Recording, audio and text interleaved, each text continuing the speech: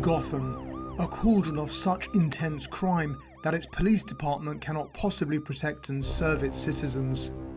As a result, a ruthless anti-hero to the extent of Batman is required to attempt to restore law and order to the city.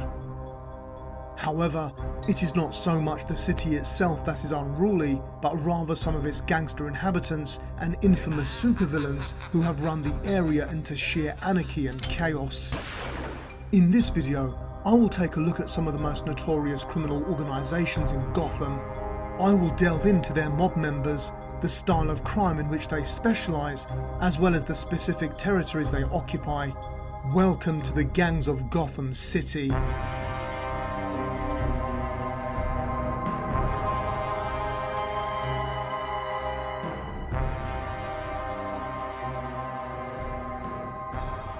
In order to help this investigation of Gotham's gangs, I have divided the gangs into various categories, which include ethnic crime families, supervillain gangs, street gangs, secret societies, and paramilitary gangs. Of course, this video will not explore every gang in Gotham City, but rather some of the most notorious that have been hand-selected by me. Ethnic crime families. We will begin with arguably the most infamous crime family in Gotham, known as the Falcone crime family. Also known as the Roman Empire, after their former leader Carmine the Roman Falcone was the major crime family of Gotham City during Batman's early career. Initially, Carmine ruled supreme as Gotham City's crime boss before the rise of the masks. However, the attacks from Holiday and the Hangman reduced his gang's members. When the Roman himself was murdered by Two-Face, his daughter Sophia Gigante took over. However, she would be met with the same fate as the family lost its stranglehold on the city. After a long hiatus, Falcone's only surviving child, Mario, reclaimed some of the family's former status. Another prominent crime family in Gotham are actually fierce rivals of the aforementioned Falcones. They are the notorious Maroni crime family. The Maroni crime family was an organisation operating in Gotham City and was run by Luigi Big Lou Maroni. Under his reign, they were bitter rivals of the Falcone crime family. Upon Big Lou's death, his son Salvatore, the Italian Maroni, took the reins, and Carmine Falcone used this opportunity to keep Sal Maroni closer. Sal was also responsible for scarring Harvey Dent with acid when in court, but was subsequently murdered whilst in prison. Following the death of both Carmine Falcone and Sal Maroni, the organisation was restructured, with Pino Maroni and Umbretto Maroni leading the unit, which was now absorbed into the Falcones. After the deaths of Pino, Umberto, Sophia Falcone and all the others, the remnants of the family were briefly ruled by Alfresi Esposito. Another deadly organisation within Gotham is the Sicilian syndicate known as Cosa Nostra. This Sicilian crime syndicate consists of 5 families known as the Cosa Nostra and operates in the east end of Gotham City. This organisation has been led by several families over the years, including the Bertinellis, the Tommasos and subsequently the Galantes. The Sicilian mafia had a long presence in the city, with Stefano Mandragora orchestrating their actions from Sicily. However, they did not rise to prominence until Giuseppe Bertinelli took the reins and made a fortune during the Prohibition by uniting the 5 families. This quintet included the Bertinellis, the Berettis, the Casamentos, the Inzerillos and the Galantes. The Bertinelli crime family. This family were originally one of the most formidable in Gotham, with Franco Bertinelli being the captain. They were responsible for supplying the main boss for the American branch of Stefano Mandragora's crime empire and had a vested interest in Gotham, New York and Chicago. However, their reign came to an abrupt end when Mandragora ordered the murder of Franco. Originally from Semina, Sicily, the Bertinelli crime family has been a notorious presence in Gotham City's underworld since the early 20th century. The Beretti family. Initially an employee of the Moxons, Angelo Beretti went on to lead the Beretti crime family. However, the entire crew were decimated by former member Omerta the Silencer when he murdered most of the family at a wedding. Upon Franco Bertinelli's death, Tony the Gut took the reins and tried to rebuild it.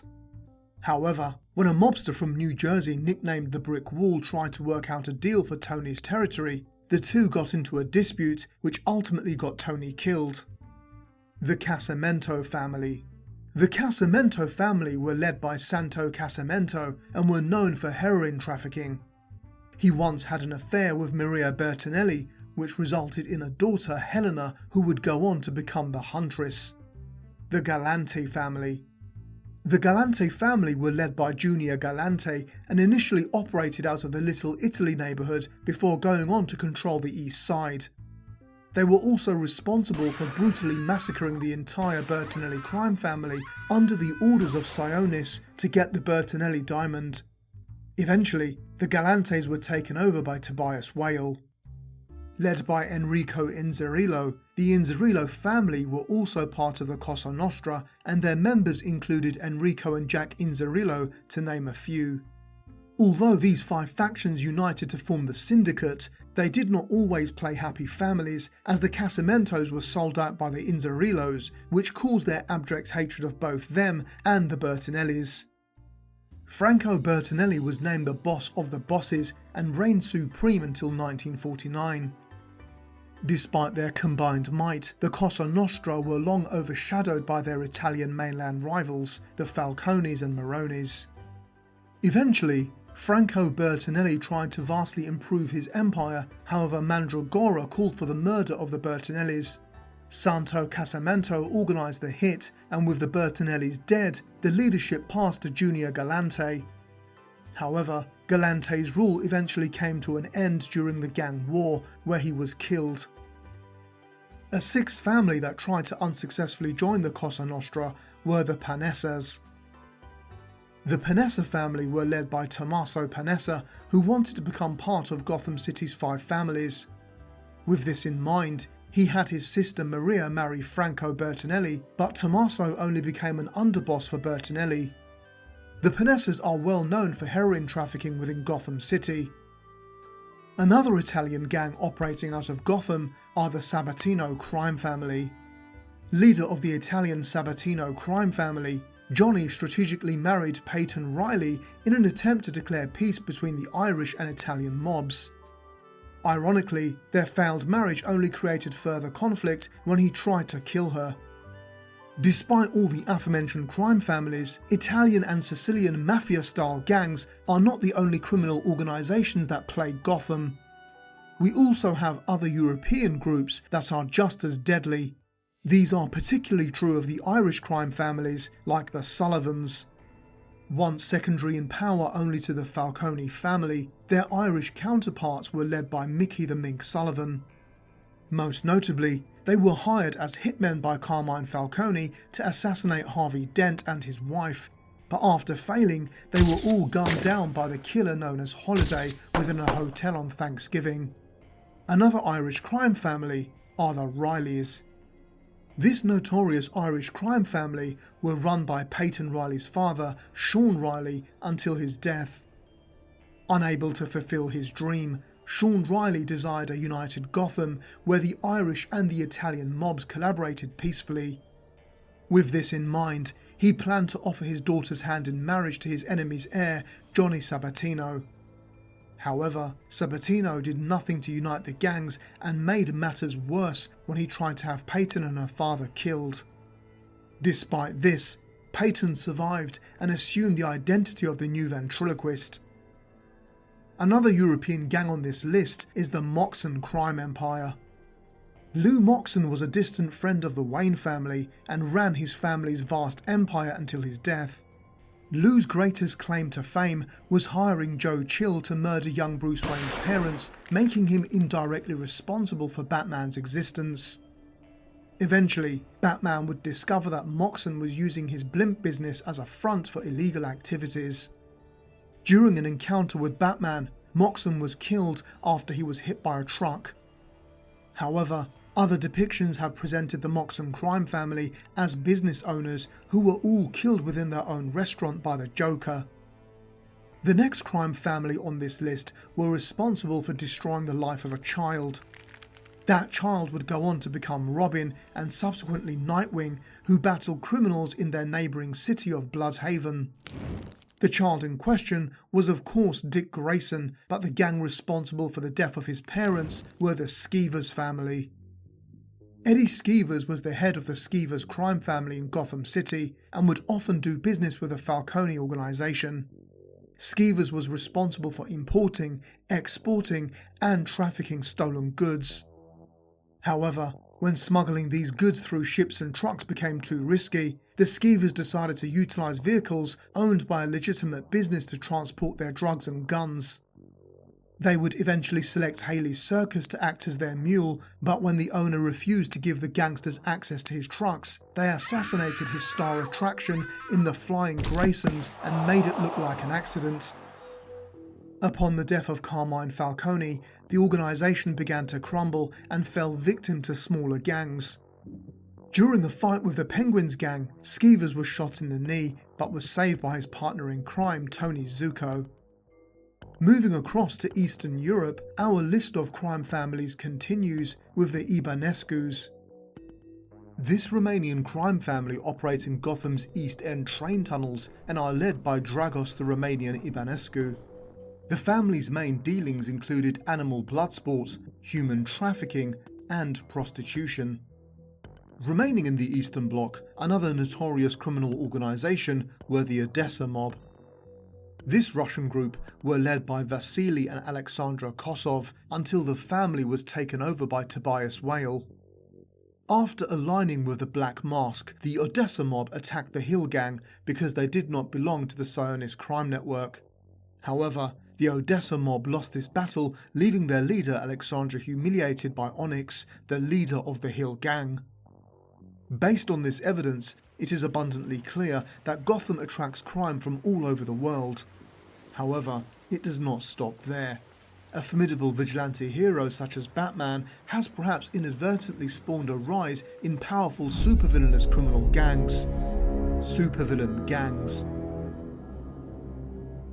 One such supervillain is Warren White, better known as the Great White Shark. Successor to the Black Mask crime empire, Warren the Great White Shark White is a notorious gang leader who manages to run the city's crime within his cell inside Arkham Asylum. His incarceration provided him with a perfect alibi, allowing him to become one of the city's most powerful criminals. Another supervillain with a prominent gang is the Riddler. Run by Edward the Riddler Nigma, this gang's calling card is to leave riddles and puzzles to lure victims to a death trap at their crime scenes. The Scarecrow's Gang. Initially seen in Otisburg after tying a man to a scarecrow pole, this gang would later attack the Gotham City Police Department and the hospital to steal supplies, but were defeated by Jim Gordon and Bruce Wayne. However, during the Arkham Knight incident, they became a formidable force after collaborating with every other villainous gang in Gotham in order to defeat Batman. They caused utter chaos by looting, committing robberies, riots, and acts of violence. Ultimately, most of Scarecrow's henchmen were defeated by Batman, and the remaining members were brought to justice by the GCPD. The Joker's Gang. Led by the criminally insane Joker, this gang consists of a large group of career criminals who operate in Gotham City. Despite being dressed as clowns and circus people, this gang's nihilistic approach to crime was so effective that it upset the order established by the Falcones and Maronis. Eventually, the gang usurped many other criminal empires, allowing the Joker to become the crime lord of Gotham's underworld. The Clown Prince of Crime would go on to employ Johnny Frost as his primary lieutenant and Harley Quinn as his second-in-command. The Penguins Gang. With an initial desire to start his own criminal career and put the Falcone crime family out of business, Cobblepot started his own unit by hiring a team of henchmen. His faction comprised of some of the deadliest criminals and were once the ruling gang within Gotham. His hand-picked members were professional mercenaries who honed their skills in Penguin's gladiator pits. Penguin's men had a massive presence in Coventry and the Diamond District in particular. Despite this, they were overthrown by Intergang. Two-Face's gang. Nothing elucidates Gotham's descent into anarchy more than the irony of its own district attorney turning to crime. However, Harvey Dent, or Two-Face, does not work alone. He has his own gang. This group came to fruition when Two-Face formed a gang with his inmates in order to take over Arkham City. He began by claiming the Solomon Wayne courthouse within Park Row as his base of operations. However, when he was defeated by Batman, Two-Face's gang scattered as he went underground. Eventually, Two-Face's gang would invade the museum serving as Penguin's territory within the Bowery, but were subsequently defeated by Catwoman. A year after the events of Arkham City, Two-Face's gang actually collaborated with Penguin's henchmen, Harley Quinn's gang, under Scarecrow's army. By this time, they were a stronger unit, possibly due to their victory in the gang war. Another formidable criminal organisation that has terrorised Gotham is Intergang. Despite being based in Metropolis, Intergang have had an influence on Gotham City. Overseen by Darkseid, Intergang are led by the brutal madman known as Bruno the Ugly Mannheim. A significant moment in this gang's history included them employing Johnny Stitches to take control over Gotham City's underworld when the majority of Earth's villains were exiled by the US government. They successfully defeated Penguin's gang and brought out Tobias Whale to gain full control. With this victory, Intergang would take control of the Iceberg Lounge. However, when the meta-human villains of Gotham returned to the city, they attacked the Iceberg Lounge with the intention of eliminating Intergang and removing them from power. Large criminal organisations may dominate Gotham's underworld, however the city's criminal activities are rife and go far beyond large-scale operations. Scattered across its streets and alleyways are smaller gangs that are lethal to regular citizens. Street gangs. One such crew are the aptly named Street Demons. One of the earliest established gangs in Gotham were a biker gang called the Street Demons. This group adopted an organised approach to recruiting young members for their gang. In time, they grew their operations to include narcotics as well as theft and vandalism. Bruce Wayne initially encountered the Street Demons in Crime Alley before he became Batman and even tried to help them to no avail. Eventually, they allied themselves with different factions of the underworld and even ran the ventriloquist's secret drug running operation when he was incarcerated. However, this stint ended in a violent encounter with the ventriloquist and Scarface, who reclaimed control of their club. Another street gang who were made infamous in the Dark Knight Returns series are the Mutants. Run by the monstrous yet mysterious mutant leader, this gang emerged after Batman's retirement. With Batman out of the way, the mutants used their vast numbers, advanced weaponry, and brutal methods to overwhelm the city, proving too formidable for the Gotham City Police Department to deal with. Due to this, Batman was forced to come out of retirement before he defeated the mutant leader. Soon after, the gang were disbanded and divided into subgroups. Another gang that has consistently contributed to crime within Gotham is perhaps the unit where the Joker began his criminal career. This is the Red Hood Gang. This gang of criminals used a method of rotating their members under the guise of a red hood in order to protect the identity of their true leader should a job go awry. One of the most infamous victims of this was the man who went on to become the Joker himself. Upon returning to Gotham, one of Bruce Wayne's earliest targets were the Red Hood Gang, who he managed to infiltrate undercover. Copycat crimes are alarmingly common in the underworld, and the next gang are known for copying arguably the most notorious criminal of all. They are the Jokers. This street gang have consisted of different members over the years, however the term Jokers is used generically when describing a gang that replicates the modus operandi of the Joker. This is either through their own actions or by being infected with the Joker venom. Blackgate Penitentiary off the coast of Gotham Bay is perhaps where you would expect many of these criminals to end up. However, our next gang has even taken its alias from this area. They are the Blackgaters. This gang were briefly taken over by Jason Todd in an attempt to unite the gangs against the underworld. Another street gang who have taken their name from the area which they operate is the Burnley Town Massive. The Burnley Town Massive were a gang who consisted predominantly of African American members. Led by Abel Crown, this unit were one of Gotham's most violent gangs, making money from drugs, guns and prostitution. Much like their name suggests, they operated in the Gotham City borough of Burnley until they were wiped out during war games. Another area of Gotham that is tormented by a street gang is the Hill area where the Deacons operate. This gang were led by Sly Tolliver, who was known for harming women and children.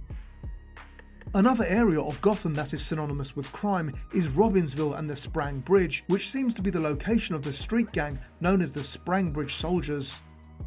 Led by their team leader Jessup, the Sprang Bridge Soldiers were a group of common criminals who used to operate on the Sprang Bridge at Gotham City and controlled Robbinsville. They were apprehended by Robin and Spoiler when they tried to rob from an elderly couple. Much like the aforementioned crime families, street gangs can also have ethnic origins. The first of these gangs are the East Asian units. The East Side Dragons. The East Side Dragons are an Asian gang mostly involved in illegal dogfights. Continuing further east, we move towards a Japanese criminal organisation, and perhaps none are better known than the Yakuza. The Gotham City Yakuza were led by Akahara until he was shot dead during war games whilst attending a gang leader summit. His replacement Nico protected the gang from a takeover attempt by Orpheus, but suffered heavy casualties during the gang war. Once the battle ceased, the Yakuza pledged loyalty to the new crime lord of Gotham, Black Mask. The Ghost Dragons. The Ghost Dragons were a Hong Kong-based street gang working under the command of heroin drug lord King Snake. The gang were initially led by a young thug named Billy Hugh, who was executed by King Snake after he failed to assassinate the American interlopers Robin and Clyde Rawlins. After being promoted to the role of field leader, Billy Hugh's girlfriend Lynx also failed to defeat the American interlopers and was punished by King Snake, who removed her left eye.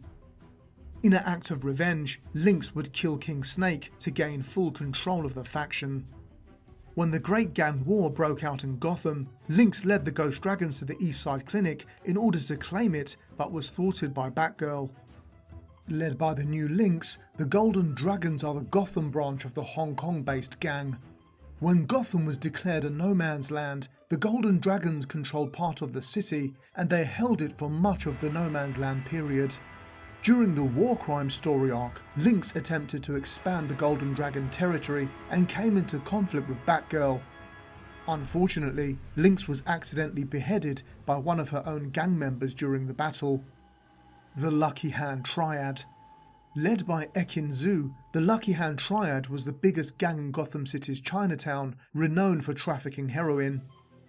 Ekin Zhu had plans to expand its reach to outside its borders until the gang was obliterated in the Great Gang War. Our final gang from the Far East are the Hanoi 10. The Hanoi 10 were a Vietnamese gang in Gotham City who had territorial disputes with the Golden Dragons and Lynx. Unfortunately, Gotham does not merely need to worry about East Asian street gangs, as there are many that originate from South America as well. The first of which is the Escobedo cartel. Originally a South American gang, the Escobedo cartel are led by the drug lord Manuel Escobedo.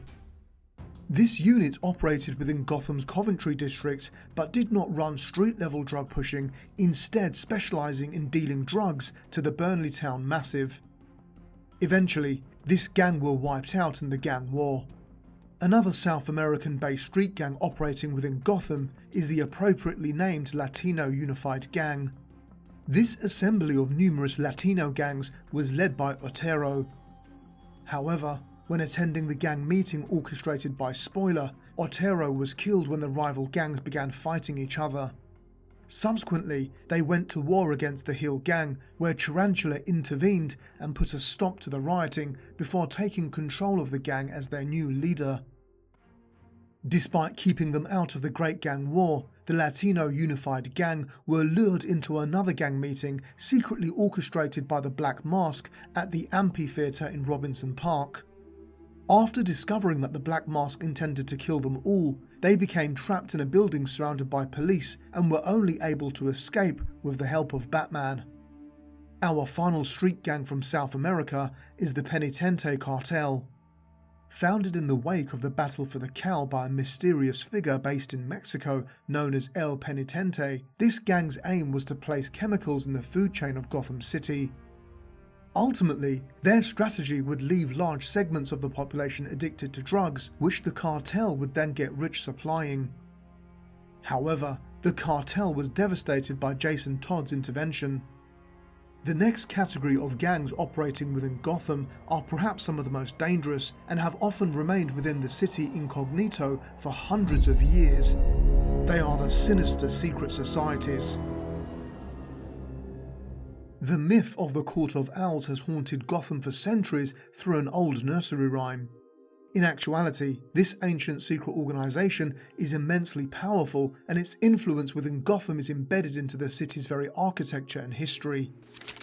The court would hand-select their assassins, known as the Talons, from the best trained, strongest and most acrobatic children trained by Haley's Circus. In fact, Dick Grayson was supposed to be one of their Talons, but was adopted by Bruce Wayne instead. The League of Assassins. Led by Ra's the Demon's head Al Ghul, the League of Assassins is an ancient army of killers. Despite being a global faction, they have been a consistent presence in Gotham City over the years. This eco-terrorist organisation consists of the greatest martial artists and mercenaries who use lethal force and fear tactics to enforce a perfect environmental balance on the world. The final secret society on my list is the False Face Society. As one of Gotham City's most notorious crime lords, Roman the Black Mask Sionis runs the False Face Society, a gang who wear masks of their own choosing to conceal their features yet reveal something about their personality. After escaping from Arkham Asylum, the Black Mask ordered the False Faces to burn down various Wayne Enterprise-owned buildings around Gotham and even tried to expand his operations to Bloodhaven before his plans were foiled by Nightwing. When Gotham was declared no man's land in the wake of the Cataclysm earthquake, the Black Mask seized territory within the fashion district of a partially abandoned and destroyed Gotham.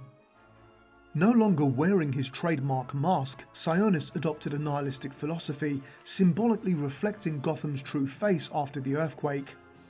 Black Mask's followers, now calling themselves the True Faces, became a full-blown cult, horrifically disfiguring their own faces and doing the same to anyone who continued to uphold a false face. Ultimately, Sionis was stopped by Batgirl, who publicly broke his arm. Subsequently, when the US government welcomed Gotham back to the Union, Black Mask returned to his traditional role as mob kingpin, though he completely abandoned the False Face Society in favour of ordinarily attired criminals. He would now turn his attentions to the drug trade in Gotham's notoriously crime-ridden East End, enlisting the help of corrupt policemen to secure his hold over the area. Eventually, he would take complete control of Gotham City's underworld, but was stopped by Catwoman. Our final category of criminal gangs within Gotham are the heavily armed paramilitary gangs. Perhaps the most lethal of these units is Bane's gang. Run by Bane, this gang consisted of heavily armoured martial artists who were administered with Bane's venom drug to augment their strength. This criminal terrorist paramilitary organisation sought to take over Gotham City. This concludes our in-depth investigation of the criminal gangs operating within Gotham City over the years. Please feel free to list any other units that I chose not to discuss in this video within the comment section. If you enjoyed this video, then remember to like and subscribe if you'd like to subscribe. Also, please check out some of my other Gotham City-based uploads, which include videos on its architecture, history, and districts and locations. Finally, do let me know which other Gotham City related videos you would like to see from me in future uploads. Until next time, it's goodbye from me. Take care.